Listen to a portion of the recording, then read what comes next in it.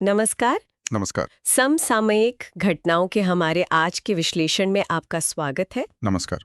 आज हम 27 सितंबर 2025 की कुछ खास खबरों पर गहराई से बात करेंगे, भाग 1। और ये खबरें खास तौर पर यूपीएससी की तैयारी करने वालों के लिए बहुत ज़रूरी हो सकती हैं। बिल्कुल। और जैसा आपने कहा, ये जानकारी आपके दिए गए स्रोतों पर ही आधारित है। ये भी हो सकता है कि कुछ विषयों पर हमने शायद पहले भी थोड़ी बात की हो, तो वो एक तरह से रिवीजन जैसा हो जाएगा। हाँ, अच्छा है। तो हमारा मकसद वही है, स्रोतों से सबसे ज़रूरी बातें निकालना, ताकि जानकारी आसानी से समझ आ जाए। जी। तो शुरू करें? हाँ, बिल्कुल। चलिए शुरू करते हैं खोएसान लोगों पर हुए एक हालिया जेनेटिक अध्ययन से। ये स्टडी बताती है कि कैसे यूरोपीय उपनिवेशवाद ने दक्षिणी अफ्रीका के इन स्वदेशी लोगों की जेनेटिक हिस्ट्री को मतलब काफी बदल दिया। हाँ, ये काफी अहम स्टडी है। देखिए, खोएसान जो हैं वो दक्षिणी अफ्रीका के मूल निवासी हैं, जिनमें सान शिकारी संग्राहक और खोए खोए पशुपालक, ये दोनों आते हैं। और ये मानव इतिहास की सबसे पुरानी वंशावलियों में से हैं। अच्छा, इनमें जेनेटिक डाइवर्सिटी भी कमाल की है, बहुत ज्यादा। तो स्टडी की मुख्य बातें क्या रहीं? मतलब क्या खास पता चला?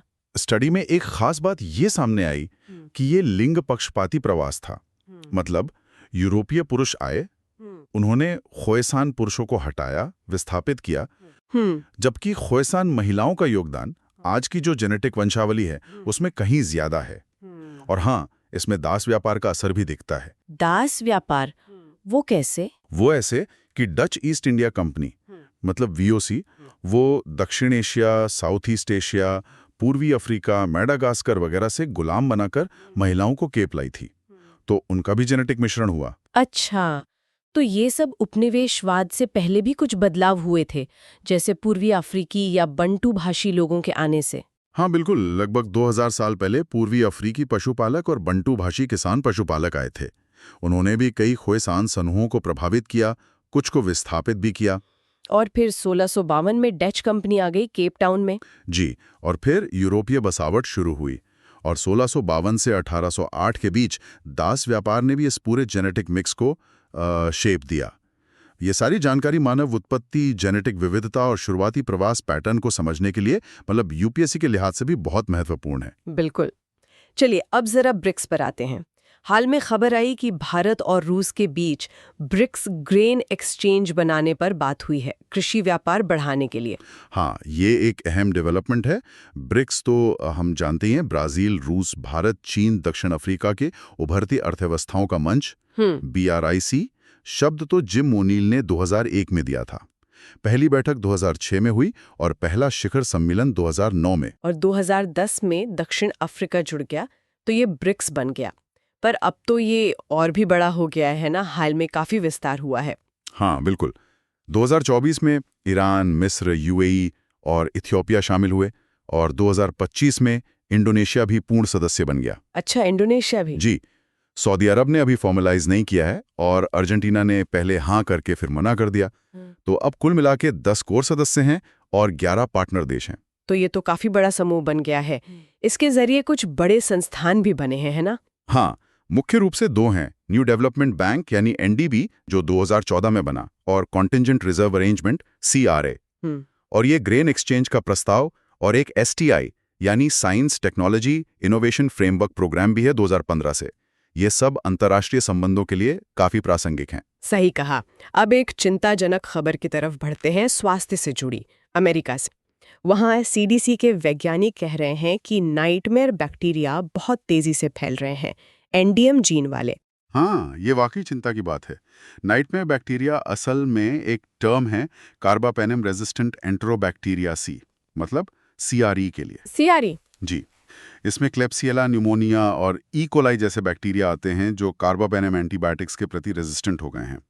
और कार्बापेनम को हम अक्सर लास्ट रिजॉर्ट एंटीबायोटिक मानते हैं गंभीर इन्फेक्शंस के लिए। ओह, तो इसीलिए इन्हें नाइटमेयर कह रहे हैं, क्योंकि इलाज मुश्किल है। हाँ बिल्कुल। एक तो ये रेजिस्टेंस जीन आसानी से दूसरे बैक्टीरिया में फैल जाते हैं, दूसरे ये ब्लड स्ट्रीम, फेफड़ों या यूरिनरी ट्रैक्ट में जानलेवा संक्रमण कर सकते हैं। और सबसे बड़ी बात, ज्यादातर एंटीबायोटिक्स इन पर असर नहीं करती। बाप रे, तो इलाज बहुत ही मुश्किल हो जाता होगा। हाँ, बहुत मुश्किल। इसके लक्षण क्या हो सकते हैं, मतलब आम लोगों को कैसे पता चले? लक्षण इस पर निर्भर करते हैं कि इन्फेक्शन कहाँ हुआ है। जैसे अगर यूरिनरी ट्रैक्ट इन्फेक्शन है तो पेशाब में जलन, बार बार पेशाब आना या धुंधला पेशाब। अच्छा। अगर ब्लड स्ट्रीम इन्फेक्शन है तो तेज बुखार, धड़कन तेज होना या ब्लड प्रेशर बहुत कम हो जाना। और अगर फेफड़ों में है, मतलब निमोनिया जैसा, तो खांसी, सांस लेने में तकलीफ या सीने में दर्द। और ये NDM1 जीन क्या बला है जिसका जिक्र हो रहा है? NDM1 का मतलब है नई दिल्ली मिटैलो बीटा लैक्टेमेज 1। ये एक एंजाइम है। ये एंजाइम बैक्टीरिया को कार्बापेनिम समेत कई पावरफुल एंटीबायोटिक्स के खिलाफ रेजिस्टेंट बना देता है। ओह, तो ये एंजाइम ही दवा को बेअसर कर देता है? बिल्कुल। ये बीटा लैक्टेमेज एंजाइम कार्बापेनेमेज को कोड करता है, जो एंटीबायोटिक दवा को ही तोड़ देता है। ये सार्वजनिक स्वास्थ्य के लिए एक बहुत बड़ी चुनौती है, जिसे हम एंटी माइक्रोबियल रेजिस्टेंस या AMR कहते हैं। AMR तो आजकल बहुत सुनने में आ रहा है। चलिए अब पर्यावरण की तरफ चलते हैं। ओडिशा की महेंद्रगिरी पहाड़ियों में अनियंत्रित टूरिज्म को लेकर चिंता जताई गई है। हाँ, महेंद्रगिरी हिल्स ये ओडिशा के गजपति जिले में पूर्वी घाट के बीच में है। करीब 1501 मीटर ऊंची है ये पहाड़ी, और इसे 2022 में जैव विविधता विरासत स्थल, मतलब बायोडायवर्सिटी हेरिटेज साइट, BHS घोषित किया गया था। BHS क्यों, क्या खास है वहाँ? वहाँ पेड़ पौधों और जानवरों की बहुत ज्यादा विविधता है। फ्लोरा और फौना बहुत रिच है। ये महानदी और गोदावरी नदियों के बीच जो पहाड़ियों की लगभग एक अटूट सी श्रृंखला है, उसी का हिस्सा है ये। अच्छा, और वहाँ कोई आदिवासी समुदाय भी रहते हैं? हाँ, ये सौरा और कोंध जनजातियों का घर है। यहाँ पौधों की 1300 से ज्यादा प्रजातियां और जानवरों की करीब 388 प्रजातियां मिलती हैं। इनमें से कई तो स्थानिक हैं, मतलब वहीं मिलती हैं, और कई संकटग्रस्त भी हैं। ओह, महेंद्र तनया नदी भी यहीं से निकलती है। तो वहाँ के जंगल और चट्टानें कैसी हैं? जंगल ज्यादातर उष्ण कटिबंधीय सूखे और नम पर्णपाती किस्म के हैं, और चट्टानों में ग्रेनाइट, चार्नोकाइट, खोंडालाइट प्रमुख हैं। वहाँ पंच पांडव मंदिर भी हैं, तो तीर्थयात्री भी जाते हैं। चिंता यही है कि बिना प्लानिंग के जो डेवलपमेंट और टूरिज्म बढ़ रहा है, वो इस नाजुक इकोसिस्टम को नुकसान पहुंचा सकता है। सही बात है। अब वापस अंतर्राष्ट्रीय संबंधों पर आते हैं। भारत प्रशांत द्वीप समूह सहयोग मंच यानी FIPIC, इसकी बैठक हुई न्यूयॉर्क में। भारत ने मेजबानी की। जी, FIPIC ये भारत ने प्रशांत महासागर के द्वीपीय देशों के साथ सहयोग बढ़ाने के लिए बनाया है। 2014 में जब प्रधानमंत्री फिजी गए थे, तब इसकी स्थापना हुई थी। इसमें कौन कौन से देश हैं? छोटे छोटे द्वीप हैं शायद। हाँ, इसमें 14 द्वीपीय देश हैं, जैसे Cook islands, Fiji, Kiribati, Marshall islands, Papua New Guinea, Samoa, Tonga, Vanuatu, ये सब। और ये भारत की एक्ट ईस्ट पॉलिसी से भी जुड़ा हुआ है। इन देशों के साथ भारत का व्यापार कैसा है, और क्या शिखर सम्मेलन वगैरह भी होते हैं? व्यापार अभी बहुत ज्यादा नहीं है, करीब $300 मिलियन सालाना, लेकिन सहयोग बढ़ाने पर जोर है। 2014 से अब तक 3 FIPIC समिट हो चुके हैं। पहला सुआ, फिजी में 2014 में, अच्छा। दूसरा जयपुर में 2015 में, और तीसरा पोर्ट मोरेस्बी, पापुआ न्यू गिनी में 2023 में। तो भारत में क्या खास पहल की है इस मंच के तहत? कई चीजें की हैं, जैसे क्लाइमेट चेंज अडेप्टेशन और क्लीन एनर्जी के लिए $1 मिलियन का स्पेशल फंड, भारत में एक ट्रेड ऑफिस खोलने में मदद, डिजिटल कनेक्टिविटी के लिए पैन पैसिफिक आइलैंड्स नेटवर्क, सभी 14 देशों के नागरिकों के लिए भारतीय एयरपोर्ट पर वीजा ऑन अराइवल। अच्छा, वीजा ऑन अराइवल भी? हाँ, स्पेस टेक्नोलॉजी में सहयोग और इन देशों के डिप्लोमैट्स के लिए ट्रेनिंग। ये सब पहले दिखाती हैं कि भारत इन संबंधों को कितनी अहमियत दे रहा है। बिल्कुल। चलिए अब कुछ अच्छी और प्रेरणा देने वाली खबर लेते हैं। UNEP यानी संयुक्त राष्ट्र पर्यावरण कार्यक्रम ने 2025 के young champions of the earth award दिए हैं, और इसमें एक भारतीय भी हैं। हाँ, ये बहुत बढ़िया खबर है। ये UNEP का एक प्रमुख इनिशिएटिव है युवाओं को जोड़ने का। 2017 में शुरू हुआ था और 2025 में इसे प्लैनेट ए के साथ मिलकर रीलॉन्च किया गया है। ये अवार्ड हर साल 30 साल से कम उम्र के उन युवाओं को दिया जाता है जो पर्यावरण की सबसे गंभीर चुनौतियों के लिए नए-नए समाधान ढूंढ रहे हैं। अवार्ड में क्या मिलता है? सिर्फ सम्मान या कुछ और भी? नहीं, इसमें $20,000 की सीड फंडिंग मिलती है, साथ में मेंटरशिप और अपने आइडिया को आगे बढ़ाने के लिए एक ग्लोबल प्लेटफॉर्म भी मिलता है। ये तो बहुत अच्छा है। तो 2025 के विजेता कौन है? खासकर भारतीय विजेता? इस बार 3 विजेताएं भारत की हैं जिनाली मोदी। उन्होंने बनोफी लेदर नाम की कंपनी शुरू की है जो केले की फसल के कचरे से चमड़े का विकल्प बनाती है, वीगन लेदर। अरे वाह, केले के कचरे से लेदर? हाँ। दूसरे हैं केन्या के जोसेफ निगुथिरू।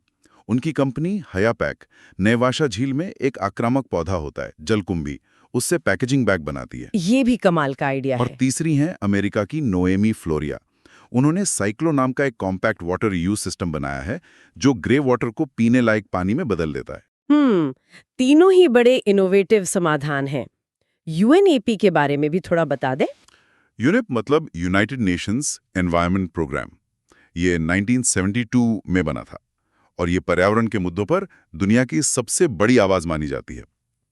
ये सदस्य देशों, सिविल सोसाइटी, प्राइवेट सेक्टर और यूएन एजेंसियों को साथ लाकर पर्यावरण की चुनौतियों से निपटने का काम करता है। समझ गई। अच्छा, अब एक रेगुलेटरी मुद्दे पर आते हैं। FCRA कानून। हाल ही में लद्दाख के SECMOL संगठन का FCRA लाइसेंस रद्द हुआ है। ये संगठन सोनम वांगचुक ने स्थापित किया था। FCRA काफी चर्चा में रहता है। हाँ, FCRA यानी फॉरेन कंट्रीब्यूशन रेगुलेशन एक्ट, ये भारत में विदेशी फंडिंग को नियंत्रित करने वाला मुख्य कानून है। असल में ये पहली बार 1976 में इमरजेंसी के दौरान आया था। अच्छा, इमरजेंसी के वक्त? जी।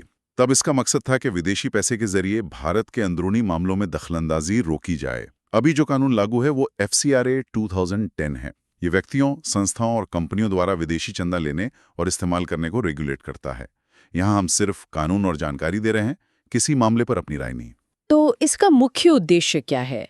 राष्ट्रीय सुरक्षा वगैरह? हाँ, कानून का घोषित उद्देश्य यही है कि विदेशी दान से देश की संप्रभुता, अखंडता या आंतरिक सुरक्षा पर कोई आंच न आए और पैसा सिर्फ सही विकास के कामों में लगे। इसमें हाल के सालों में काफी बदलाव भी हुए हैं, खासकर 2020 में। जी हाँ, 2010 वाले कानून ने तो चीजों को एक जगह किया, लेकिन 2020 में जो संशोधन हुए वो काफी सख्त थे। जैसे एक NGO दूसरे NGO को विदेशी फंड ट्रांसफर नहीं कर सकता। सारे पदाधिकारियों के लिए आधार जरूरी कर दिया। सारा विदेशी पैसा सिर्फ दिल्ली की एक खास SBI ब्रांच में ही आएगा। एडमिनिस्ट्रेटिव खर्चे की सीमा 50% से घटाकर 20% कर दी और सरकारी कर्मचारियों, जजों, पत्रकारों वगैरह के विदेशी चंदा लेने पर रोक लगा दी। काफी सख्त नियम हैं। 2022 में भी कुछ बदलाव हुए थे शायद। हाँ, 2022 में नियमों में थोड़ी ढील दी गई थी।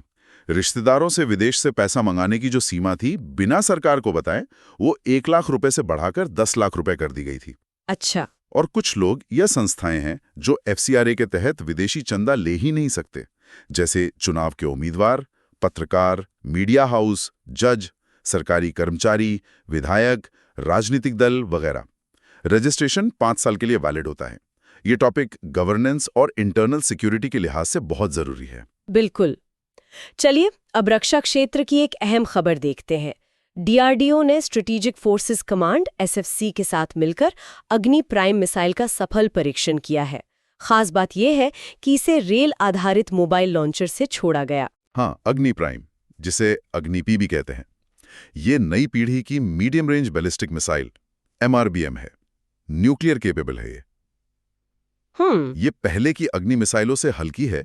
इसका पहला टेस्ट जून 2021 में हुआ था। इसकी क्या खासियतें हैं, रेंज, पेलोड वगैरह? ये 2 स्टेज वाली कनस्तरीकृत सॉलिड प्रोपेलेंट मिसाइल है।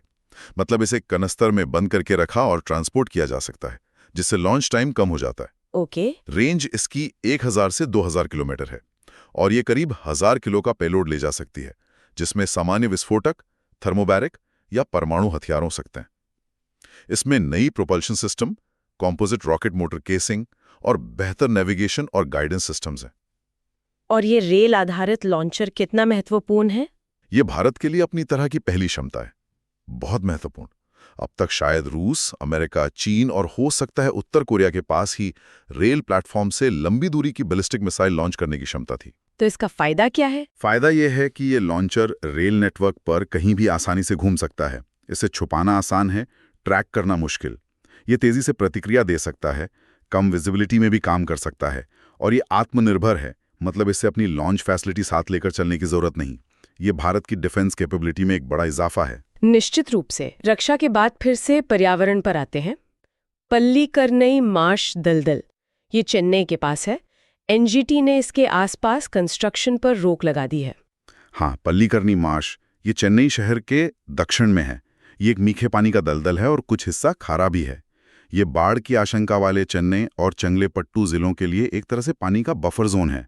पानी सोखता है। क्या ये रामसर साइट है? इसका जिक्र पहले भी हुआ था शायद। हाँ, ये भारत की रामसर साइट्स में से एक है। इसके पूरब में बकिंघम नहर है। यहाँ बहुत तरह के जीव जंतु पाए जाते हैं। करीब 115 तरह के पक्षी, 10 स्तनधारी, 21 सरीसृप, 10 उभयचर, 46 किस्म की मछलियां। बाप रे, काफी विविधता है। हाँ, जैसे रसल वाइपर और ग्रे हेडेड लैपविंग जैसे खास जीव भी यहाँ मिलते हैं। तो इसे खतरा किस चीज से है? शहरीकरण से? बिल्कुल, इस पर इंसानी गतिविधियों का बहुत दबाव है। अतिक्रमण हो रहा है, गंदा पानी छोड़ा जा रहा है। एनजीटी का ये आदेश इस जरूरी वेटलैंड को बचाने की कोशिश है। चलिए आज के आखिरी टॉपिक पर आते हैं। राष्ट्रीय भूविज्ञान पुरस्कार 2024। राष्ट्रपति ये पुरस्कार जल्द ही देने वाली हैं। जी, नेशनल जियोसाइंस अवार्ड्स, एनजीए। ये खान मंत्रालय ने 1966 में शुरू किए थे। 2009 तक इन्हें नेशनल मिनरल अवार्ड्स कहते थे। ये जियोसाइंस की फील्ड में देश के सबसे पुराने और प्रतिष्ठित सम्मानों में से एक हैं। इसका उद्देश्य क्या है और कौन इसके लिए पात्र होता है? उद्देश्य है जियोसाइंस के अलग अलग क्षेत्रों में, जैसे मिनरल खोजना, माइनिंग टेक्नोलॉजी या बेसिक अप्लाइड जियोसाइंस में बेहतरीन काम करने वाले व्यक्तियों और टीमों को सम्मानित करना। कोई भी भारतीय नागरिक जिसने जियोसाइंस में महत्वपूर्ण योगदान दिया हो, वो इसके लिए एलिजिबल है। इसमें कितनी श्रेणियां होती हैं? ये हर साल 3 श्रेणियों में दिया जाता है। लाइफ टाइम अचीवमेंट के लिए नेशनल जियोसाइंस अवार्ड, फिर अलग अलग फील्ड्स के लिए नेशनल जियोसाइंस अवार्ड, और तीसरा है नेशनल यंग जियोलॉजिस्ट अवार्ड। अच्छा, युवाओं के लिए भी है। हाँ, 2024 के लिए इन 3 श्रेणियों में कुल 12 अवार्ड फाइनल हुए हैं, 9 व्यक्तिगत और 3 टीम अवार्ड। ठीक है। ये अवार्ड देश में साइंटिफिक रिसर्च को बढ़ावा देते हैं। तो ये थी 27 सितंबर 2025 भाग 1 की कुछ प्रमुख सुर्खियां और उनका विश्लेषण।